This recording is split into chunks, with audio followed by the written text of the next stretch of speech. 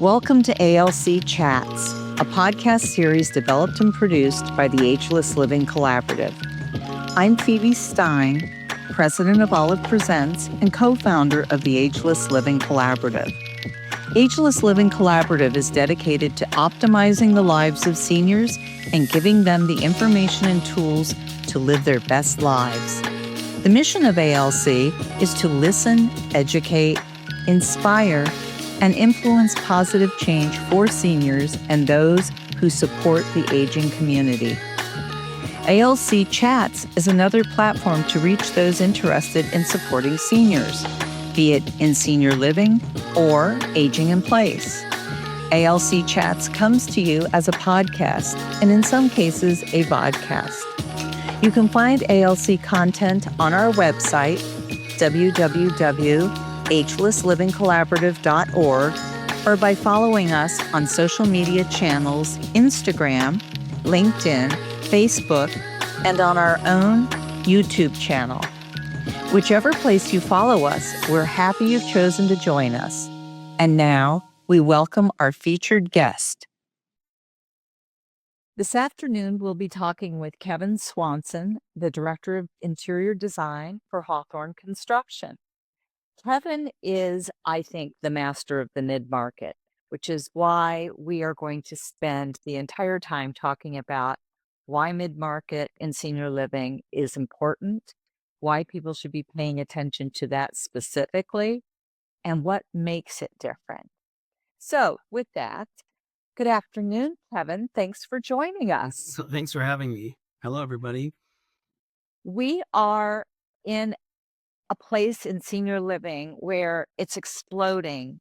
It's not just independent living, assisted living, and memory care at many different economic levels. Right. It is just filled with typologies these days.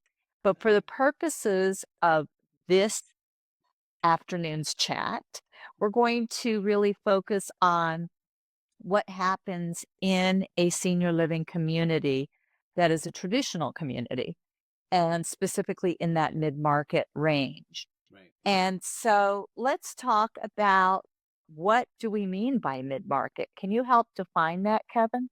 I certainly hope so. Let's see. I think what sort of sets us apart is a couple of things within this typology of of everything else out there.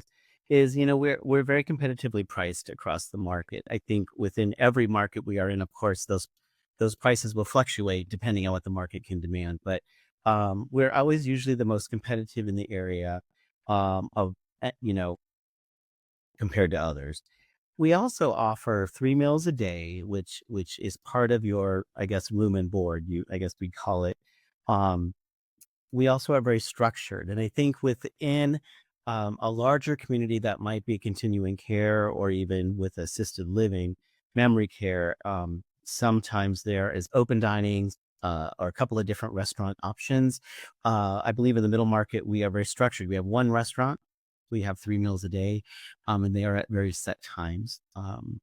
That's an interesting concept right there, because I know that in a lot of the new buildings and a lot of the new communities, and of course, where there are renovations taking place at the higher end, they're changing the way seniors are taking their meals. Sure. And I know that, it's pretty traditional to get 2 meals a day, but not 3. No sweet. And people choose whether they want breakfast and dinner or lunch and dinner or whatever combination there. Right.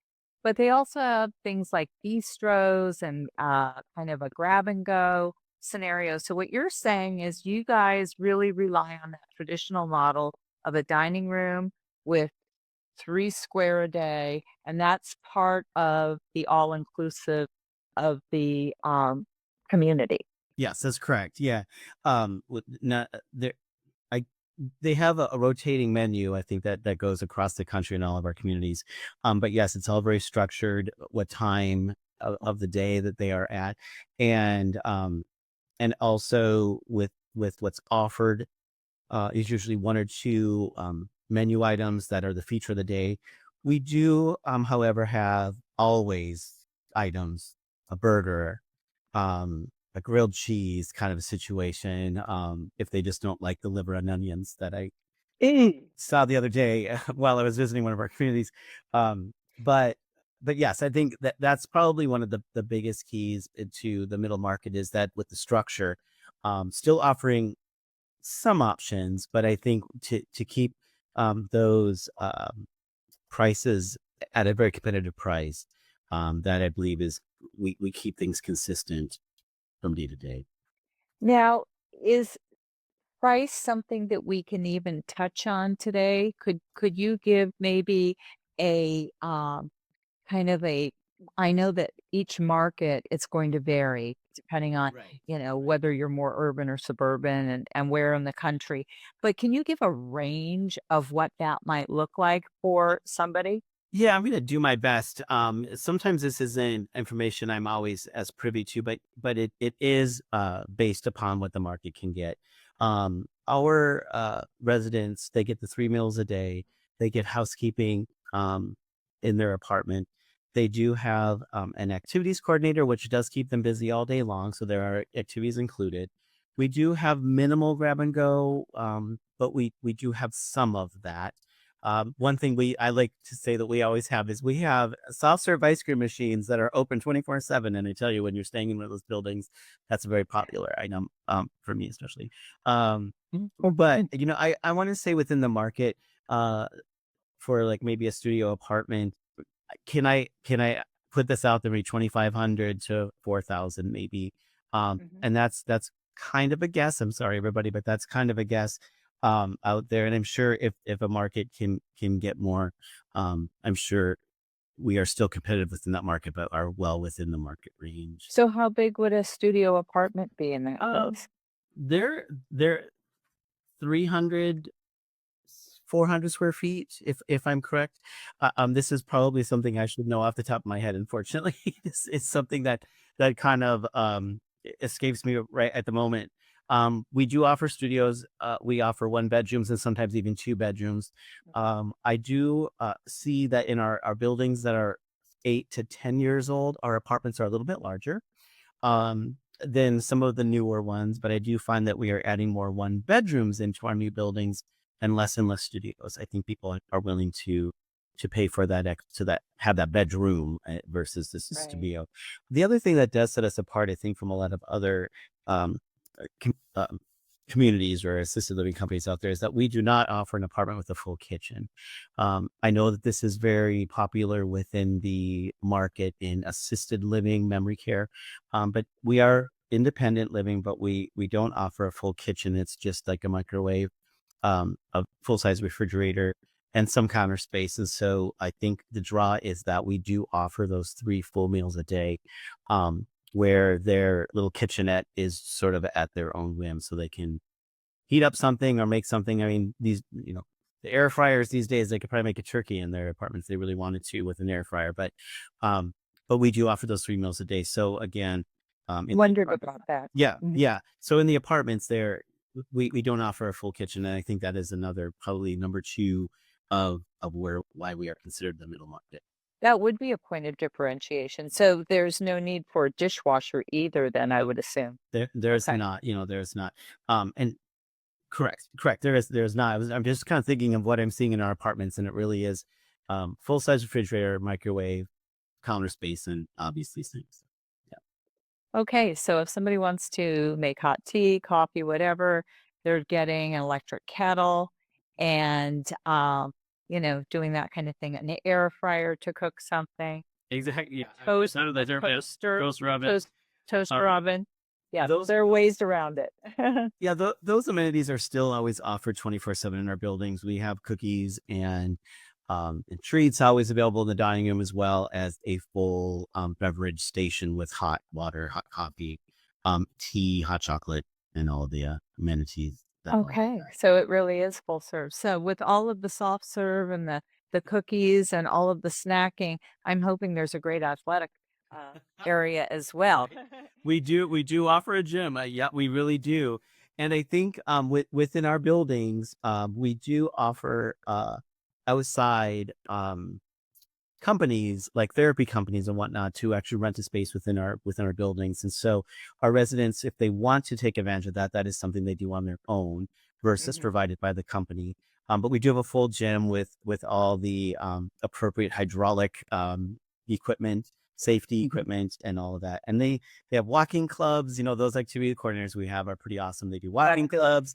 We do balloon volleyball. We play competitively beanbag baseball. It's kind of like what's that beanbag toss game called? Cornhole. But we actually compete against our fellow communities in the same cities. It's quite competitive. So they're well active for sure in our buildings. That's excellent. Well, good. I think that they have to be with all the good food that they're consuming, right? Right. Yeah.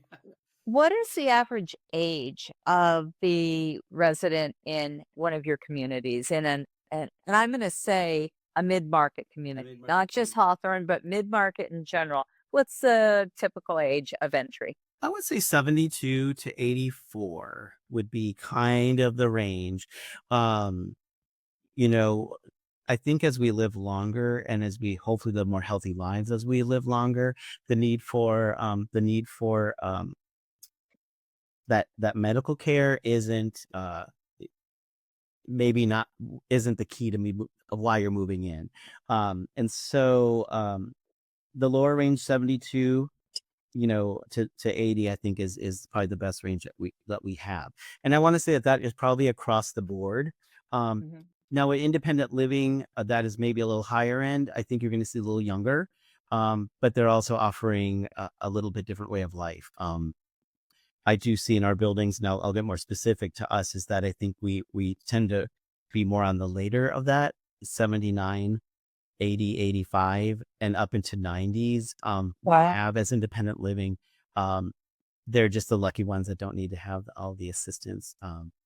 But I do That truly is lucky. right. They're lucky, but I do feel at times that we are sort of, I hate to say this, but term it assisted living light in a way. You know, we have residents that don't need that care but are aged and are And so how is that handled in the middle market? Because if you're at a higher end community, you're going to have some extended services available, for which typically you will pay more. Right. So how does that work in a mid-market type property? Again, in the mid-market, since it isn't necessarily offered by the operator, it may be maybe a factor of not moving in if that is not provided. We do again have at least one or two home health agencies that do rent from us, and so and I don't know what their rates are, but they're available for that resident to contract with them separately outside of Mhm. Hawthorne. Okay. Yeah. Well, do you guys, since so much of your um, new community members and extending into the upper range, you're falling right into the early boomers. Are you making any adjustments for the early boomers coming into the communities? Um, I, I think we are with introducing, which I know is not a new concept, but the grab and go kind of situation. I also believe that an interesting thing about how we operate, and then maybe I'll get into that question again, is we do have managers that live on site, and usually a couple. And this is a model taken from another independent provider out there. Um, but I think those managers are becoming younger and younger as now in the next coming years are going to be, and I think that will bring a sense of trying to look for the right word, bring us a sense of a younger feeling within the community. And so hopefully that might bring in some of the younger adults, maybe before even that they're 70 to come in. um I don't see in the middle market doing lots of changing for that. I just simply because of how they still operate and allows them to still be part of that middle market and an economic level. Sorry, Right. you know, and so go ahead.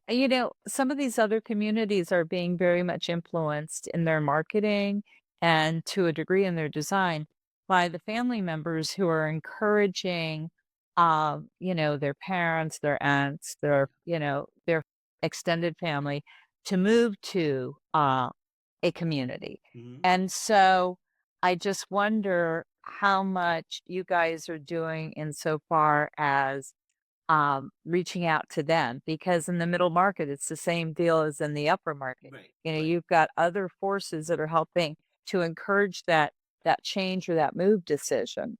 hmm we I believe we have really good marketing coordinators out there that do use the social media, which I think is really important right now to kind of grab that little younger demographic. We do a lot of events throughout the year that the entire company does. They kind of stagger them throughout the year. I got to visit one recently where they had it was like a Brazilian steak kind of night where they were offering all these meats on spits and stuff throughout, and they got a lot of people there. The food was absolutely delicious. If everyone's listening out there from Hawthorn, kudos to them.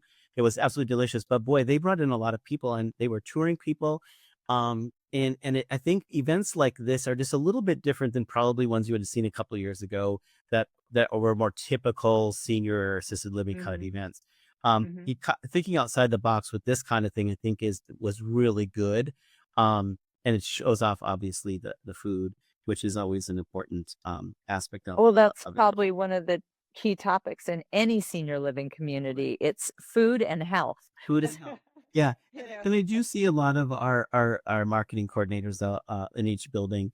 Again, a little bit younger, person, I think, which then has a little bit newer thought process of things. I mean, obviously, every company out there is going to have how they do their marketing for their product that they have. Um, I really think we do a nice job with what we do out there and bringing people in. There's always more I think that we can do. And as a designer walking through our buildings, we have these beautiful theaters. They're stepped theaters. They're actually the true theaters, and these spaces could be used for the greater community at large, bringing in organizations, concerts, meetings, lectures. And that's something that happens. Yeah, That's and great. and that's another way to bring out that community into our building. Not only do they get to walk through the building to the theater, they get to see it in the school theater. But um, I think that that's another really positive way of getting the word out about our communities. Can you share a little bit about what's happening in design in the communities today? Yeah, yeah. I try not to do anything too different from assisted living, even to from independent to assisted living and memory care. Keeping in mind that the population is still more aged, I will design with a lot of consideration for incontinence levels, vision levels, and just overall safety, but yet function. This is a home. We a lot of the industry is taking its inspiration from hospitality, and yes, I do too.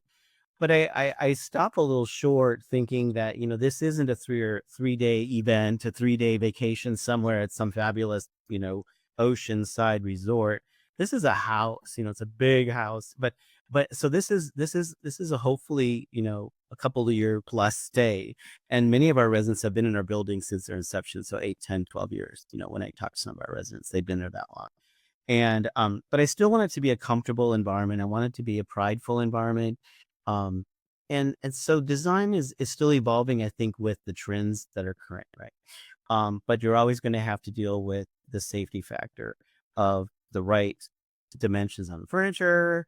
With independent living, I think a lot of people think, oh, we have a little bit of freedom.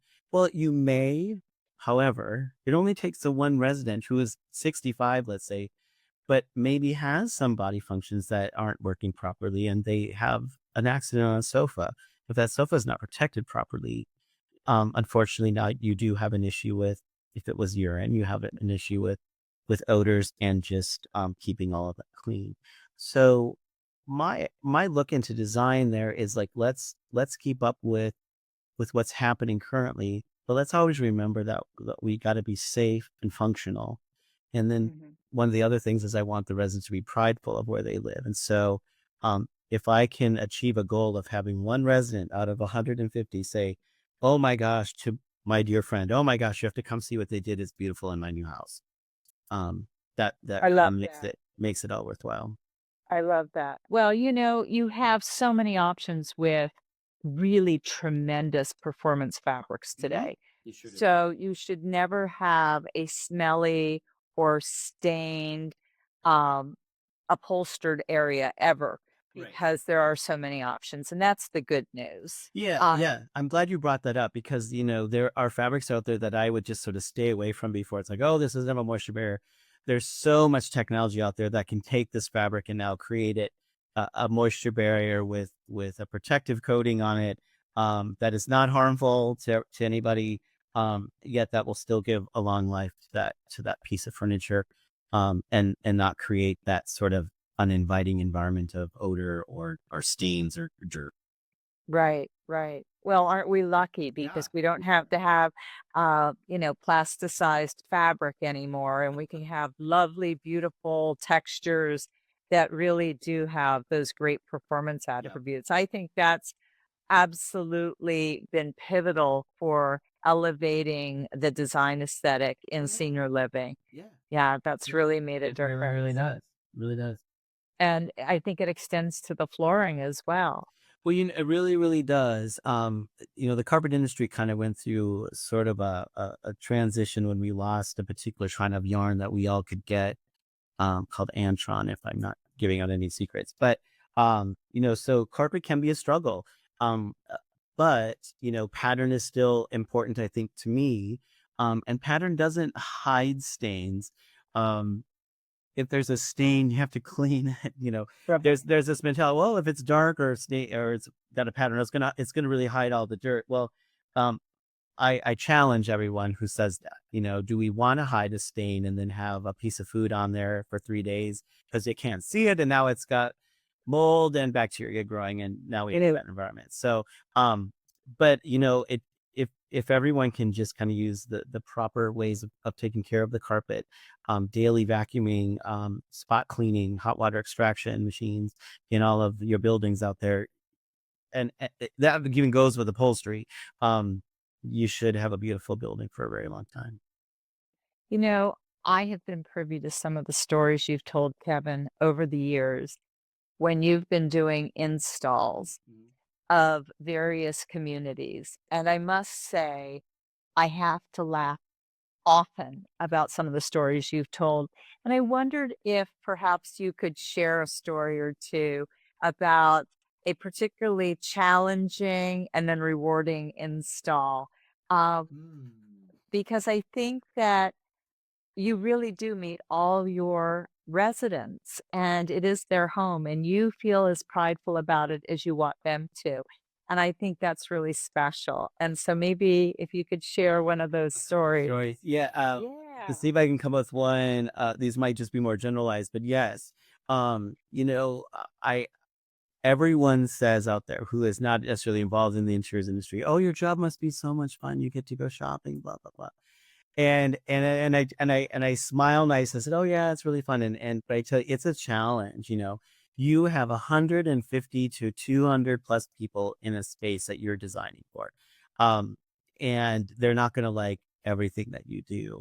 I'm trying to specifically come with it with any particular stories. There was one building in Florida where they hated everything that I did. I think that's the one I'm thinking. Yeah, and I mean they started saying, "There goes the idiot," as I walk by, and it was really, really harsh, and the manager kind of had a very stern talk with all the residents at lunch one day, and I was like, "Wow, what's happening?" She raised her voice and everything, but they are so passionate about what they've had for the last 8 to 10 years that here I come waltzing in without one question to them of what they really like, and I'm changing it all on them.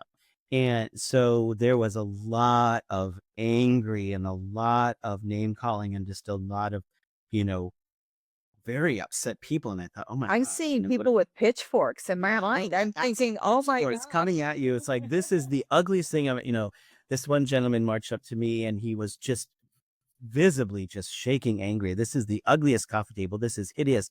This is the absolute ugliest thing I've ever seen in my life. And I can't believe you would do this. Or, or a comment like, who picked, and can I use a swear word, but maybe I shouldn't. But they said, who picked all this crap out? Different word. And, or what, who thought this was a good idea kind of a situation. It's tough, it really is tough.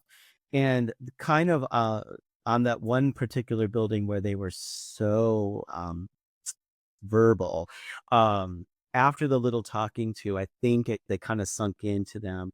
And I had many apologies actually the next morning, what the gentleman in particular at the coffee table. And yes, it upsets me. And sometimes I do get mad. It's like, why do you have to be mean to me? You cannot like what I'm doing. But once you start calling me an idiot or, dumb or something anyway, there was one particular community in North Carolina that I recently renovated.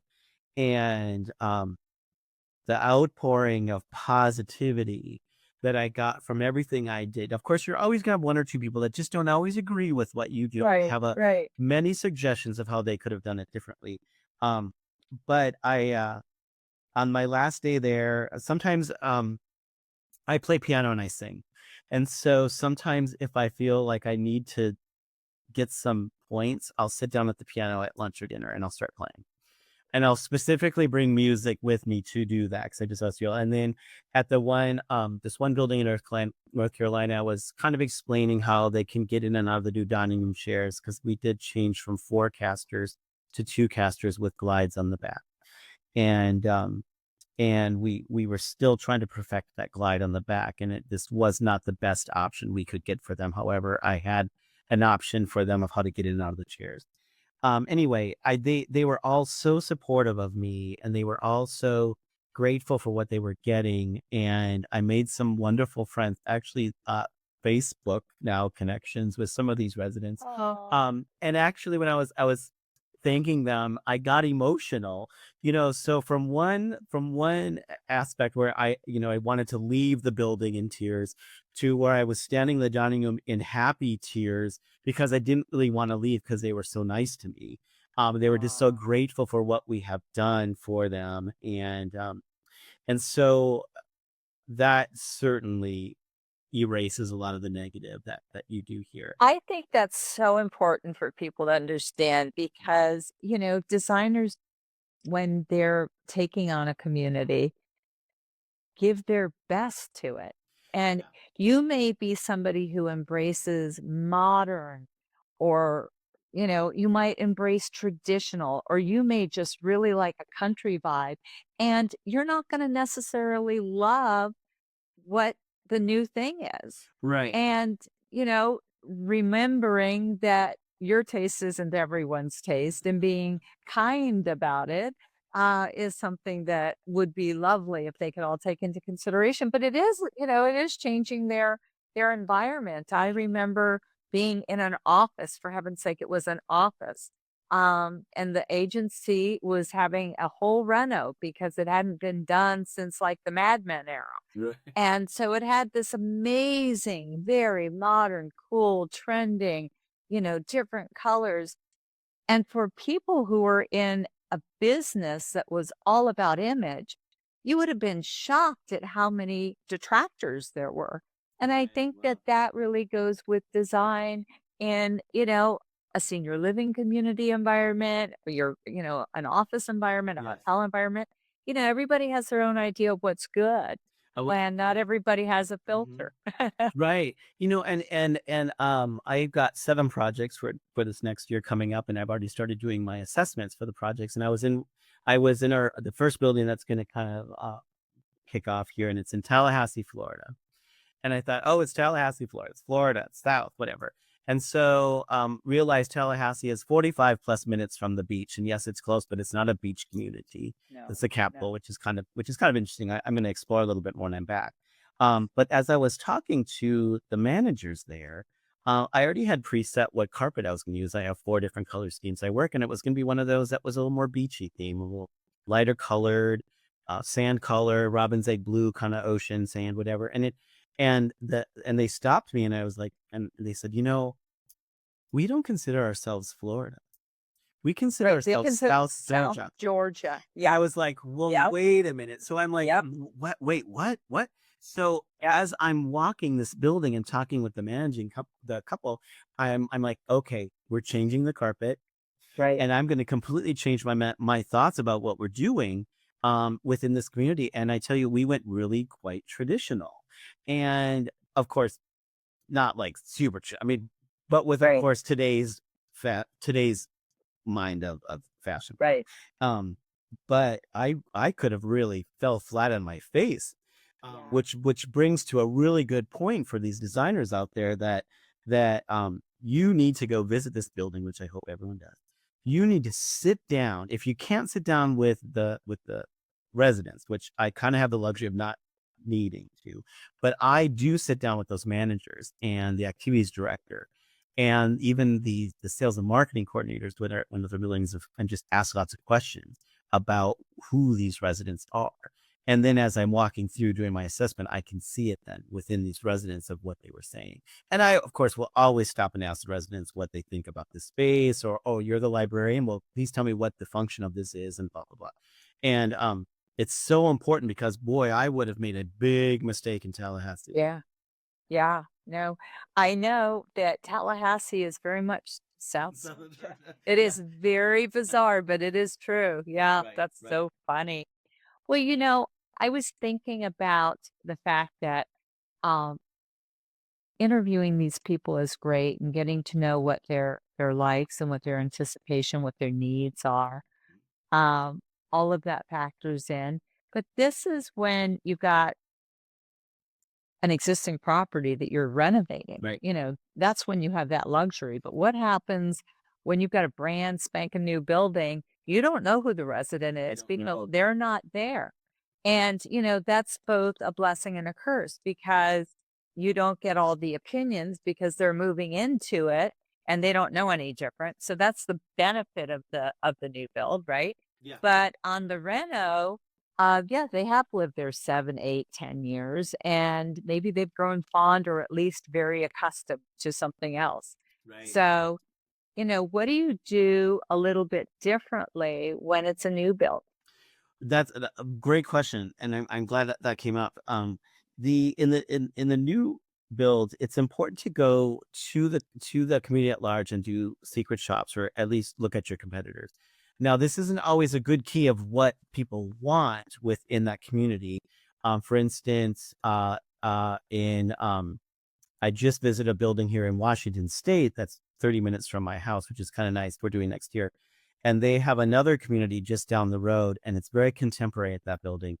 And I was told very, very sternly that the residents live here because they don't like what that looks like. It's too contemporary. But I would have gone to that saying, oh, well, in this city in Washington, they like this look. So it's really important to kind of get a wide range of what it is. If there's any way to find out when this building is starting, there's got to be someone within your company or within the company that's operating it that might know the area.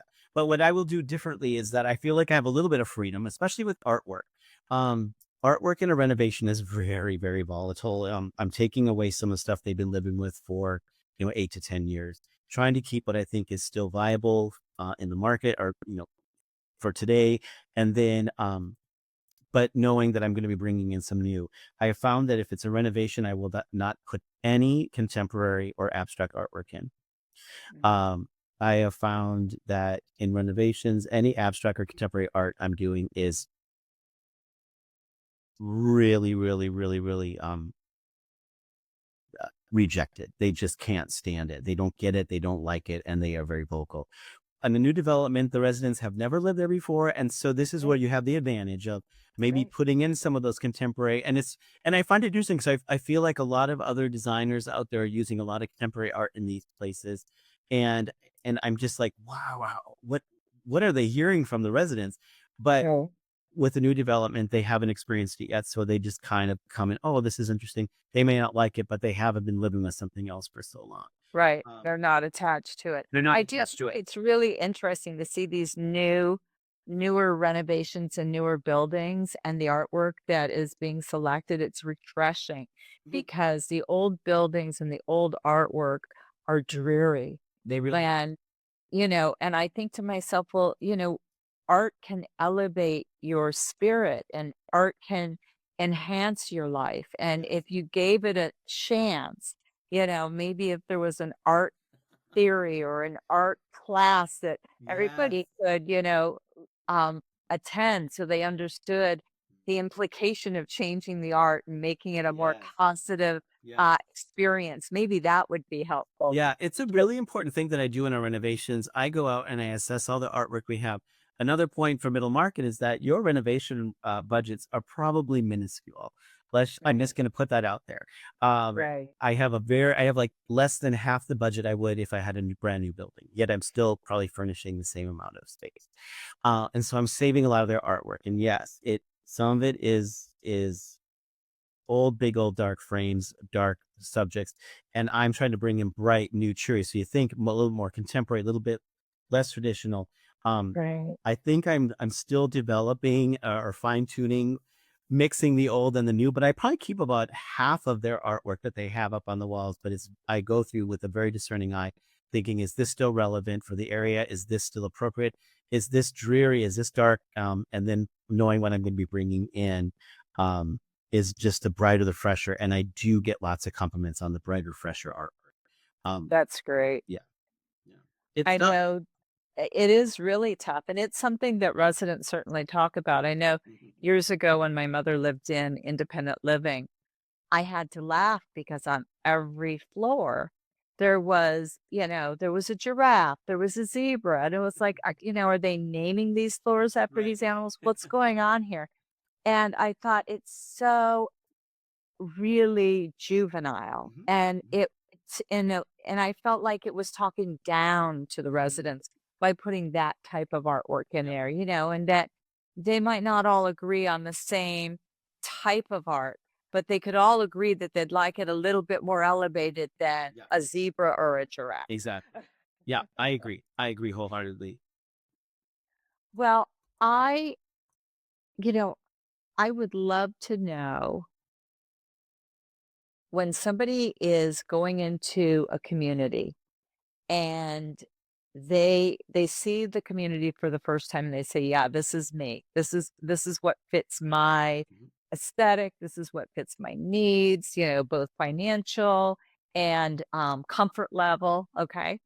And then they go and they tour another community and they say, well, everybody seems pretty happy, but it's really kind of down in the heels.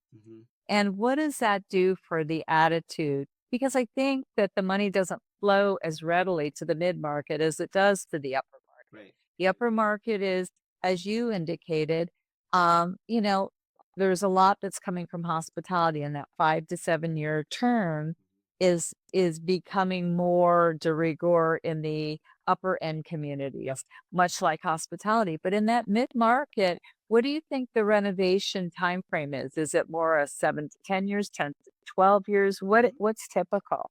Right now, we seem to be in the 8 to 12 year. Not to contradict numbers you said, but a lot of the buildings I'm doing this next year were brand new 8 years ago. So eight to 10 years. That's not terrible. Eight No, is no, not and it's not, terrible. it's not. But it is interesting. You hit something that made me think of something, is that you could have a building that's sort of like you said, a little subpar with its interiors, a little dated, maybe not the cleanest, but I tell you, the staff is amazing Yeah. and the residents are happy and they feel safe. And so the interiors doesn't matter. And so sometimes to go in and change everything, I think is where we might get some pushback with the interiors because they think it's going to change them because it's going to change the staffing of it. And you do find at times that if a building is really, really performing well, they're not really, they're not celebrated, meaning I'm looking, that's the wrong word, but they're not given the opportunity for renovation because they're doing so well that with the disruption changed their mode, their energy, right?